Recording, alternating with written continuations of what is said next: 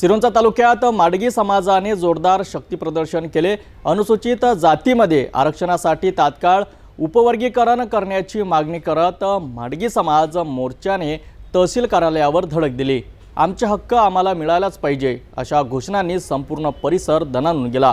सर्वोच्च न्यायालयाने 1 ऑगस्ट 2024 रोजी उपवर्गीकरणास मान्यता दिली असताना देखील राज्य सरकारने कोणतीही ठोस कारवाई केली नसल्याचा आरोप करत समाजाने नायब तहसीलदारांना निवेदन सादर केले आहे।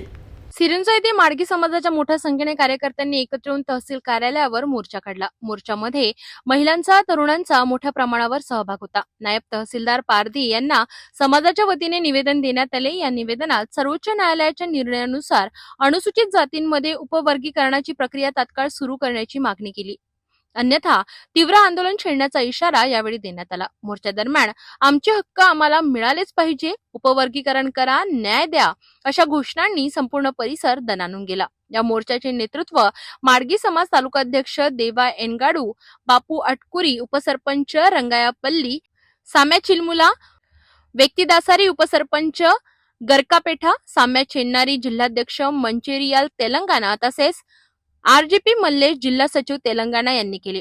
समुदायाचे म्हणणे आहे की अनेक वर्षांपासून उपवर्गीकरणाच्या मागणीवर राज्य सरकार टाळाटाळ करीत आहे। सर्वोच्च न्यायालयाने स्पष्ट आदेश देऊनही कारवाई न होणे हे अन्यायकारक असल्याचे ते म्हणाले। आता आम्हाला न्याय मिळालाच पाहिजे अशी ठाम भूमिका त्यांनी यावेळी व्यक्त केली। जय भीम, जय भीम, जय भीम, जय भीम, जय भीम, जय भीम, जय मादिगा, मादिगा ऐक्यता, मादिगा ऐक्यता,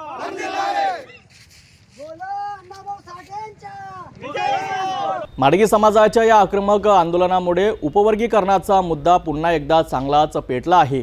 आता राज्य सरकारने काय भूमिका घेतली जाते आणि पुढील कारवाईत काय होते याकडे सर्वांचं लक्ष लागलं आहे।